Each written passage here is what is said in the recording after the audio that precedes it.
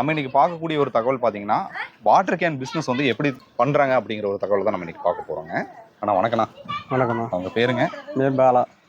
சரிங்கண்ணா. இப்போ அந்த வாட்டர் கேன் பிஸ்னஸ் பார்த்தீங்கன்னா, நான் ஒரு 10 வருஷத்துக்கு முன்னாடியே இந்த ஒரு தொழில் பண்ணணுங்கிற ஒரு எண்ணம் வந்து எனக்கு ஆர்வம் வந்து ஏற்பட்டுச்சுங்க. சரி. அதுக்கு வந்து பார்த்தீங்கன்னா, ஒரு கம்பெனியை நான் அணுகினேன். அணுகும்போது அவங்க சொன்ன ஒரு விஷயம் என்னன்னா, நான் ஒரு ஏரியா வந்து உனக்கு தரேன்ப்பா, அந்த ஏரியாவை ஃபுல்லாக நீ பார்த்துக்கோ அப்படிங்கிற மாதிரி சொன்னாங்க. அப்போ வந்து அவங்க சொல்லக்கூடிய ஒரு விஷயம் என்னன்னா, கேனுக்கு வந்து நீ இன்வெஸ்ட்மெண்ட் வந்து கண்டிப்பாக பண்ணி தான் ஆகணும். 100 கேன்ல இருந்து ஒரு 200 கேன் நீ வாங்குறேன்னா அதுக்கு வந்து நீ கண்டிப்பாக இன்வெஸ்ட்மெண்ட் பண்ணி தான் ஆகணும். தண்ணி வந்து உனக்கு ரேட்டு வந்து ஒரு 8 ரூபா வரைக்கும் கூட நான் பண்ணித்தரேன் அப்படிங்கிற மாதிரி சொன்னாங்க. ஸோ அது சார்ந்த ஒரு தகவலை தான் நான் உங்ககிட்ட கேட்க போகிறேன். எப்படி நீங்கள் இதை ஆரம்பிக்கணும்னு ஒரு ஐடியா வந்துச்சு, எப்படி நீங்கள் இதை பண்ணிட்டு இருக்கீங்க? இல்லை, இது நம்ம வந்துங்க ஃபஸ்ட்டு வண்டி எடுக்கும்போது வந்து அப்போல்லாம் வாடகை இல்லாமல் தான் நாங்கள் வண்டி இருந்துச்சு.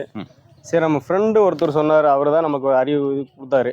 அப்போ வந்து ஏன் தண்ணி கேன் இது பண்ணுறதுக்கு ஒரு ட்ரம் இது மாதிரி வாங்கி பண்ணேன் அப்படின்னுமோ நம்ம அந்த 1000 லிட்டர் தண்ணி பண்ண ஆரம்பிக்கும்.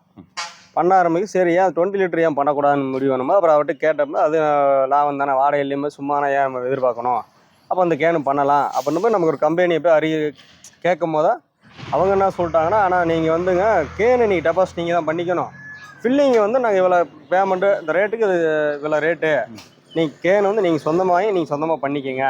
ஆனால் உங்களுக்கு வந்து என்ன இந்த ஏரியா இப்போ எந்த ஊரோ அந்த ஊர்லேருந்து ஒரு பரப்பளவு அந்த பரப்பளவுக்குள்ளே நீங்கள் பார்த்துக்கலாம் அப்படின்னு சொன்னாங்க.